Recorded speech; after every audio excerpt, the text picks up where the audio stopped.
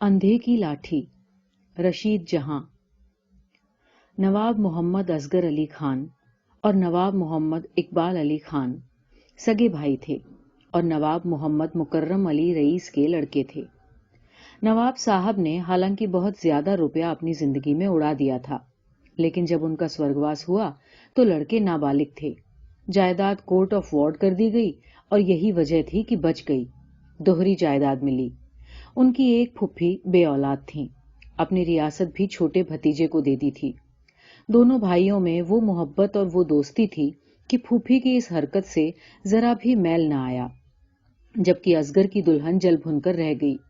پتی کو 1000 بار بھڑکایا کہ اقبال پر مقدمہ چلا کر اپنا حق حاصل کرے، لیکن انہوں نے سنی انسنی کر دی۔ بھائی کو کبھی بھی پتہ نہ چلنے دیا کہ ان کو برا لگے گا۔ دوسرے بھائی اقبال بے اولاد تھے اور جائیداد کہاں بھاگی جاتی۔ جب تک ساس زندہ رہی دونوں بہویں ایک ہی گھر میں جیسے تیسے رہیں۔ ان کے مرنے کے بعد اقبال اور اصغر نے بڑی کوشش کی کہ 2 گھر نہ ہوں، لیکن آخر میں بیویوں کی تو میں سے تنگ آ کر چھوٹی حویلی میں چلے گئے۔ چولہے 2 ہو گئے تھے اور بیویاں ایک دوسرے کے خون کی پیاسی تھیں، لیکن دونوں بھائیوں کی محبت ایک ایسی مضبوط بنیاد پر کھڑی تھی کہ اس کا گرنا بہت کٹھن تھا۔ اپنی اولاد نہ ہونے کے کارن اقبال اپنے بھائی کی اولاد کے دیوانے تھے۔ 1000 بار بیوی سے کہا کہ وہ بھائی کا لڑکا گود لینا چاہتے ہیں، لیکن انہوں نے جیٹھانی کی اولاد کو پالنے سے انکار کر دیا۔ اصغر کی پتنی کے تو 9 بچے تھے اور بیچاری اقبال کی پتنی بانجھ مشہور تھی۔ اولاد نہ ہو نہ سہی، لیکن جیٹھانی کے وینگ اور مذاق زندگی گزارنا مشکل کیے ہوئے تھے۔ اولاد کا غم انہیں کھائے جاتا تھا اور یہ خیال تو بیمار ہی کر دیتا تھا کہ میاں کی جائیداد بھی اصغر کے بچوں میں چلی جائے گی۔ وہ چھپ چھپ کر علاج کرواتی، دعائیں مانگتی، تعبیز گنڈا اتیادی سب کچھ کرتی۔ آس پاس کیا دور دور مزاروں پر جاتی، منتیں مانگتی کہ خدا ان کو ایک لڑکا دے دے۔ وہ 1000 چھپا کر علاج کرتی، لیکن پھر بھی اصغر کی پتنی کو خبر ہو جاتی اور ان کے ہاتھ دیورانی کو جلانے کا ایک نیا شگوفہ لگ جاتا۔ ارے دولت لٹا رہی ہے دولت، منہ میکے والے ہر سمے کھڑے رہتے ہیں وہ الگ، ملا سیانے لگے رہتے ہیں وہ الگ، کہیں پتھر میں سے خون نکلا ہے جو اب ان کے اولاد ہوگی۔ اصغر دلہن محفل میں اتنی زور سے کہتی کہ اقبال دلہن سن لے۔ اقبال دلہن جس کا میکا غریب تھا اور جو اولاد کی خاطر ہر وقت روپیہ خرچ کرتی رہتی تھی، اس طرح کے کٹاکش سن کر آگ ہو جاتی اور ذرا سی دیر میں دونوں میں وینگ شروع ہو جاتے۔ بس محفل کی رونق بڑھ جاتی۔ اصغر دلہن ہنس ہنس کر چٹکیاں لیتی اور اقبال دلہن جھنجھلا کر جواب دیتی۔ آخر میں بے بس ہو کر رونے لگتی، منہ پیٹنے اور کوسنے کاٹنے پر اتر آتی۔ اسی وجہ سے اقبال دلہن نے جیٹھانی کے کارن ہر جگہ پر آنا جانا چھوڑ دیا تھا، لیکن پھر بھی ایک شہر کا رہنا، کہیں کہیں ملاقات ہو جاتی۔ 20 برس کے بعد اقبال دلہن کی قسمت پھری اور کچھ امید ہوئی۔ پہلے تو انہوں نے ڈر کی وجہ سے کسی سے کہا نہیں۔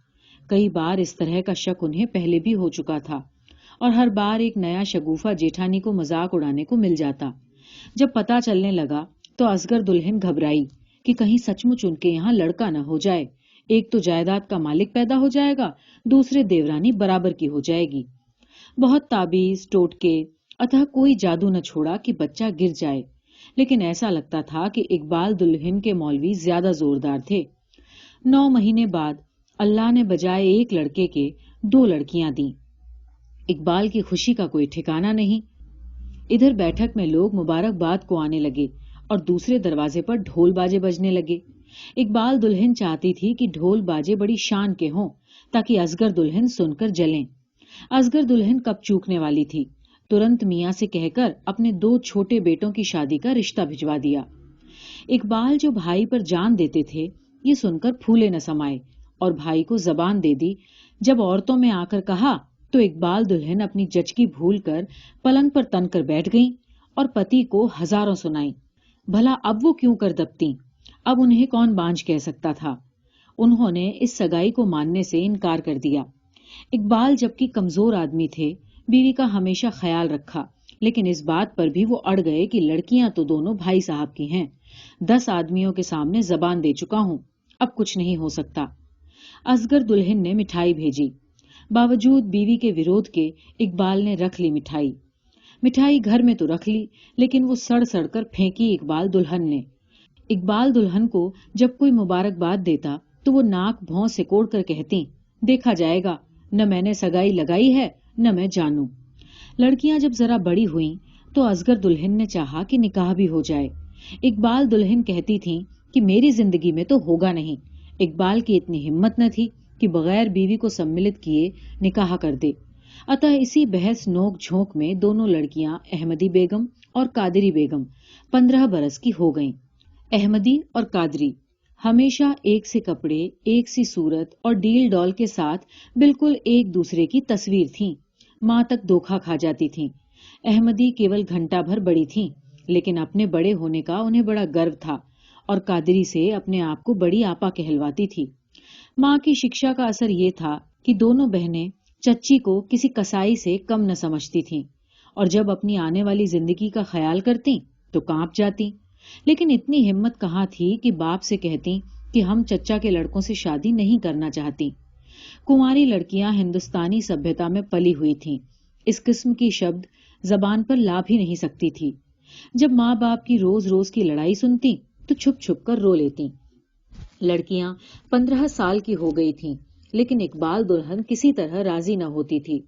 कहती थी, उम्र भर कंवारी रखूंगी, तुम्हारे भाई के घर न जाने दूंगी, जहर खिलाकर सुला दूंगी, मगर असगर के बेटों को ना, असगर के बेटों को न ब्याहूंगी। कुंवारी रखने और जहर खिलाने की धमकी वो रोज देती थी, लेकिन बेटियों का दहेज बराबर तैयार कर रही थी। असगर दुल्हन की भी हट थी कि आखिर एक दादा की जायदाद है, अलग क्यों हो। देवरानी का जब दिल चाहे, मुझे कोई जल्दी नहीं। असगर गरीब बिल्कुल बूढ़े हो चुके थे और भावज के बुरे व्यवहार और नहीं नहीं से तंग आ गए थे, लेकिन जायदाद का लालच बुरा होता है। वो भी अपनी बात पर अड़े थे और बराबर भाई पर जोर डाल रहे थे कि शादी कर दो। जब लड़कियां चाचा के यहाँ मांगी हों तो किसी की मजाल है कि रिश्ता भेजे, और कोई जिक्र भी कर देता तो असगर दुल्हन से पिंड छुड़ाना हो जाता। अहमदी और कादरी की आने वाली जिंदगी का मसला इस तरह खटाई में पड़ा हुआ कि उनका भाग्य जागा और इकबाल 6 दिन निमोनिया में पड़े रहकर मर गए। बीमारी के जमाने में असगर और उनकी बीवी ने 1000 कोशिश भी की कि निकाह हो जाए, लेकिन इकबाल की दुल्हन ने मियाँ की ऐसी चौकीदारी की कि असगर और उनकी दुल्हन की एक न चली और लड़कियों को बिन ब्याहे छोड़कर इकबाल चले गए। उनकी मौत के बाद यह हाल खुला कि वो जिंदगी में सारी जायदाद बीवी के नाम कर गए थे। असगर दुल्हन तिल मिलाकर रह गईं। हाय, अब क्या करूं, अब तो ये सोने की चिड़िया हाथ से गईं। पति के रहते ही इकबाल दुल्हन ने बचपन में मंगनियां तोड़ दी। ये खानदानी नस्ल के बच्चे असगर और उनका खानदान इस बात पर अड़ गए कि बचपन की मंगनियां टूट नहीं सकती। निकाह टूट जाए बेशक, मंगनियां नहीं टूट सकती, वरना खून हो जाएंगे। शादी होगी तो यहीं होगी, मजाल है किसी की कि लड़कियों को ब्याह कर ले जाए। इकबाल दुल्हन चुपके चुपके इनकी बात लगाती, लेकिन चाचा उसे किसी न किसी तरह मोड़कर ही दम लेते। कहीं लड़कियों में खराबी बताते, कहीं माँ को पागल कहते। इस तरह 2 साल और निकल गए और अहमदी व कादरी को वर न मिल सके। दिल्ली में सैयद मंजूर हसन साहब अत्यंत श्रद्धालु और धार्मिक थे। उनके ज्ञान, ध्यान और नेकी की इतनी धूम थी कि लोग उनके मुरीद थे। शिक्षा और ज्ञान के कारण ही मौलवी साहब को गरीबी के गड्ढे से निकालकर अमीरी की बुलंदी पर पहुंचा दिया और मुसलमानों के सियासी मामले पर भी उनकी आवाज काफी जोरदार असर रखती थी। इन्होंने जब इकबाल दुल्हन का हाल सुना तो अपने लड़कों का रिश्ता भेज दिया और इकबाल दुल्हन ने ऊपर वाले की मदद समझकर कबूल भी कर लिया। चाचा को खबर हुई, वो दिल्ली मौलवी साहब के पास पहुंचे और लड़कियों पर अपना हक जताया। मौलवी साहब, जो रुपए की कद्र एक अमीर से ज्यादा करते थे, कहने लगे, नवाब साहब, मुझे बहुत अफसोस है, आपके खानदान में इतनी फूट है। इस हालत में तो यही बेहतर होगा कि शादियां बाहर हों, और अब तो मैं अपनी जबान दे चुका हूं, वापस नहीं ले सकता। नवाब पहली बार मुंह की खाकर घर वापस आए। बीवी ने सुना तो घर में कोहराम मचा दिया। नवाब असगर अली खान के लड़के भी इसे अपना अरमान समझने लगे और मरने मारने को तैयार हो गए। शादी तो ऐसी हालत में क्या होती। हर समय डर था कि असगर दुल्हन और उनके साहबजादे कुछ फसाद न कर दें। अतः मौलवी साहब ने अक्ल से सारा काम सहूलियत से अदा कर दिया। निकाह की तारीख चांद की 21 ठहरी। बहुत जोर शोर से इकबाल दुल्हन ने तैयारियां शुरू की। खत और नेवते बटे। लोग इस ब्याह के इंतजार में थे कि जिस तरह लोग गांव में रामलीला के इंतजार में रहते हैं।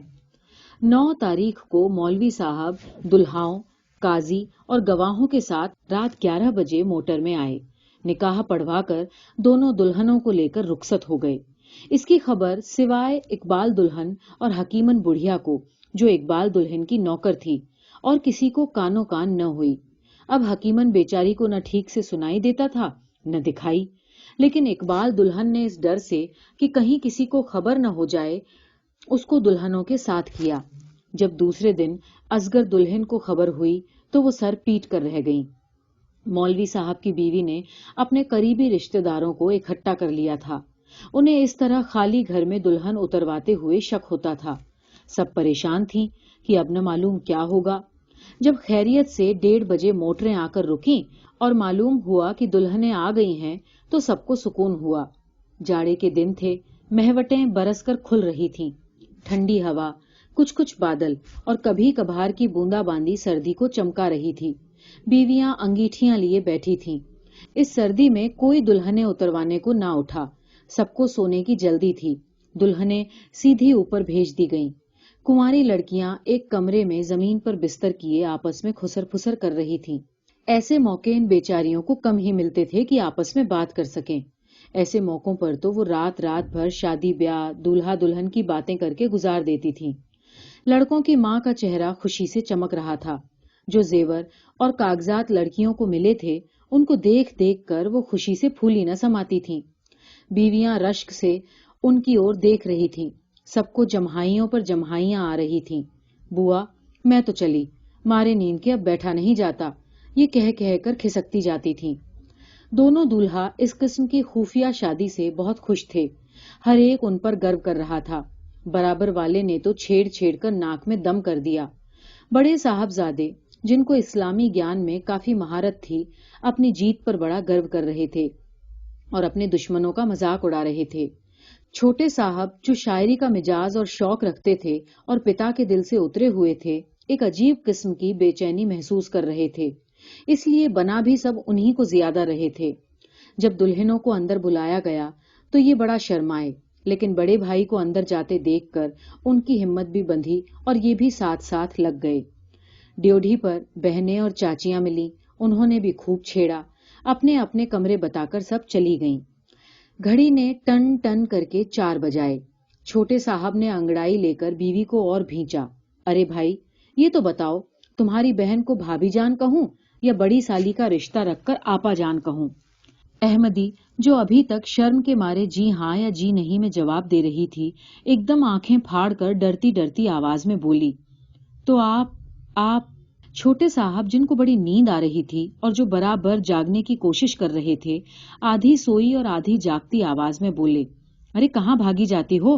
अल्लाह अल्लाह करके तो तुम्हें मनाया था और अब तुम हो कि भागी जाती हो? खुदा के लिए आप बताइए कि आप कौन हैं? अच्छा, तुम बड़ी शरीफ हो, तुम्हें अब भी नहीं मालूम कि मैं कौन हूँ? आप बड़े भाई हैं कि छोटे? अल्लाह, जल्दी बताइए। दुल्हन की आवाज कांप रही थी। दूल्हा ने भी आंखें खोल दी। क्यों क्यों, ये तो मेरा ही कमरा है। घबरा कर उसने चारों तरफ निगाह डाली। वाह, ये तो मेरा ही घंटा है, फिजूल मुझे डरा रही हो। मैं अहमदी हूँ, बड़ी बहन। आप बताइए कि आप कौन से भाई हैं? नहीं नहीं, तुम झूठ कह रही हो। छोटे साहब लिहाफ से निकल पड़े और फिर दुल्हन की मौजूदगी दूसरी तरफ महसूस करके उन्होंने अपने आप को छुपा लिया। उनकी आवाज में दरख्वास्त थी कि खुदा के लिए कह दो कि तुम छोटी बहन कादरी हो। मैं झूठ नहीं बोल रही, दुल्हन ने कहा। दोनों एक पलंग पर बैठ गए। कुछ पलों तक एक दूसरे का मुंह डर और परेशानी से देखते रहे। अक्ल तो जैसे वहां थी ही नहीं। एक तो एहसास मर चुका था। दुल्हन पहले होश में आई और हाय अल्लाह, अब क्या होगा कहकर मुंह छुपा लिया। छोटे साहब भी धीरे से पलंग से उतरे, कपड़े पहने और कमरे से निकल गए। दुल्हन ने जोर से पुकारा, सुनिए तो, पर ये सीधे चले गए और जाकर बड़े भाई का दरवाजा खटखटाया। वो सो रहे थे और समझे कि देर हो गई और लोग उन्हें जगाने आए हैं। झुंझलाकर उठे और 2 मिनट में तैयार होकर बाहर निकले। छोटे भाई को इस तरह बदहवास और बौखलाया हुआ देखकर खैरियत पूछी। भाई साहब, بھائی صاحب! آواز حلق میں پھنس گئی۔ بھائی صاحب، دلہنیں بدل گئیں۔ بڑے نے گھبرا کر ادھر ادھر دیکھا۔ عورتوں سے غلطی ہو گئی۔ بڑی مشکل سے پھر چھوٹے نے کہا۔ دونوں بھائی ایک دوسرے کا منہ تاکنے لگے۔ بوندوں نے انہیں ہوشیار کیا اور وہ دھیرے دھیرے منڈیر کی طرف بڑھے۔ بڑے بھائی چپ کھڑے تھے اور چھوٹے بھائی بے چین ادھر ادھر ٹہل رہے تھے۔ بھائی صاحب، اب کیا ہوگا؟ تمہیں صحیح خبر ہے؟ ہاں، خود دلہن نے مجھ سے کہا ہے۔ میری سمجھ میں نہیں آتا کہ اب کیا ہوگا۔ جو ابا جان کہیں گے، اور کیا۔ ابا جان؟ میں تو بالکل… اچھا، یہاں میہ میں بھیگنے سے کیا فائدہ، نیچے چلو۔ دونوں نے دھیرے دھیرے سیڑھی سے اترنا شروع کیا۔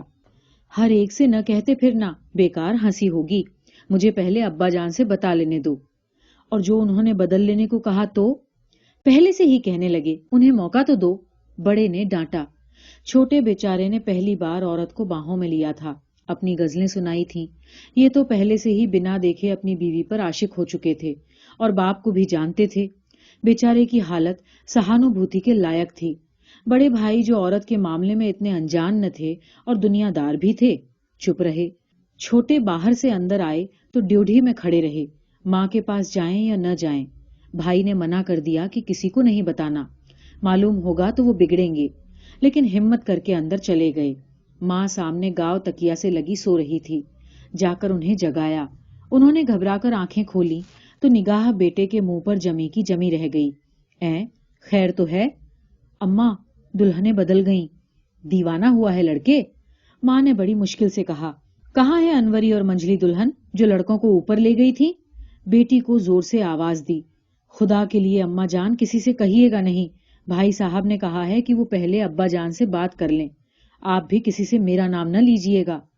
یہ کہہ کر چھوٹے اسی گھبراہٹ میں اٹھ کر باہر چل دیے اور ماں منہ دیکھتی کی دیکھتی رہ گئی۔